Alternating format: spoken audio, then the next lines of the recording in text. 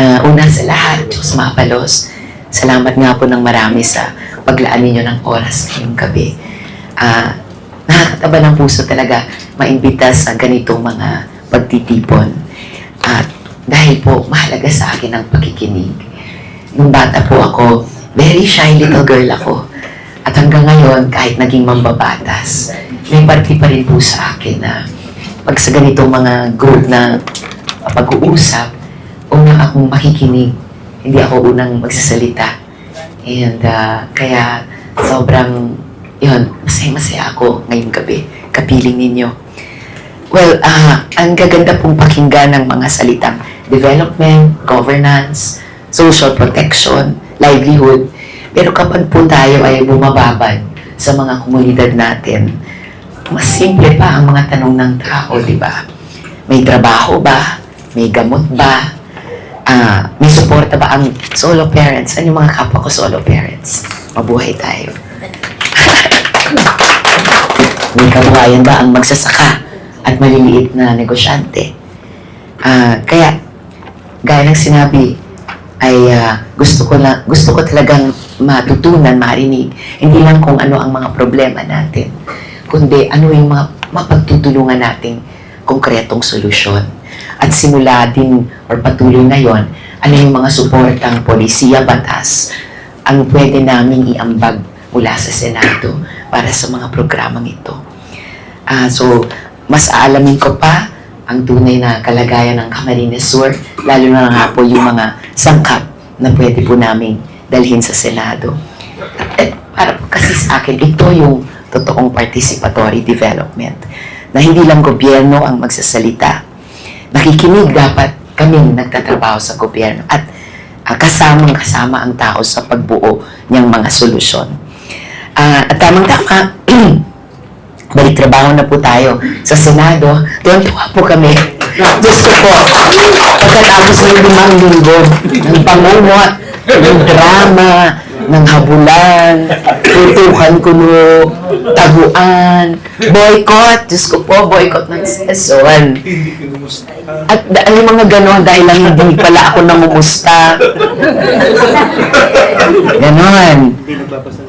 Ay, oo, hindi nagbabasa ng script. Hello, yung mga kaapa ko mambabatas dito, mga kagawad, mga konsehal, alam natin, syempre napaka-stricto ng sa batas natin pag-amyenda. Syempre, kailangan yung letter and spirit of the law or the bill ay ating ginagamit. Ewan ko lang, may script din naman nakasulat sa papel. Ay, all positive lang ngayong gabi. All positive. So, back to work. May bagong liderato sa pamumuno ni SP Sherwin Gatchalian. Hello sa mga winners dyan. Sabi ko talaga, akala ko yung mga bata lang ang shippers. Isa ka pa. Meron po akong long-time partner. Pero yun, salamat sa interes at suporta sa trabaho naming lahat, ni SP ko at ng iba. Na-appreciate ko talaga, kaya pag tinatanong or lagi ako nagpapasalamat sa mga winners kasi sa pamamagitan nila, ninyo, nadadagdagan ng interes at suporta at partisipasyon ng ating mga mamamayan sa trabaho ng Senado. At para sa akin naman, kahit magbago ang SP, pareho pa rin ang trabaho. Yung tungkulin na pumasok, magpakita sa opisina, sa hearing room, sa plenary floor, at magsilbi kami, maging kapaki-pakinabang sa ating mga kababayan. So, at patuloy pong tinututukan natin yung healthcare, yung social protection, ayuda, at tamang pensyon sa mga seniors, support sa solo parents, karapatan at kagalingan ng kababaihan at kabataan. Kasama na po yung malapit ng investigasyon ng Senate Committee on Women dun sa nakakadurog pusong pamamaril sa paaralan sa Tacloban. At syempre, good governance ang mantra nating lahat.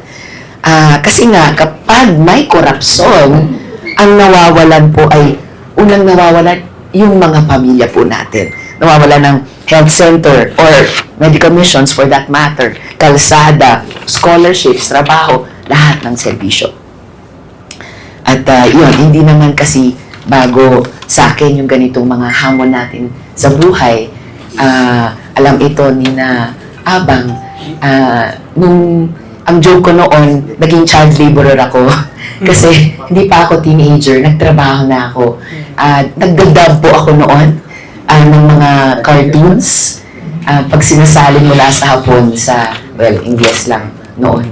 Tapos, naranasan ko rin pong mag-audition para sa teatro at musika, para mag-host sa mga programa, at ito para dugtungan yung mga allowance namin noon.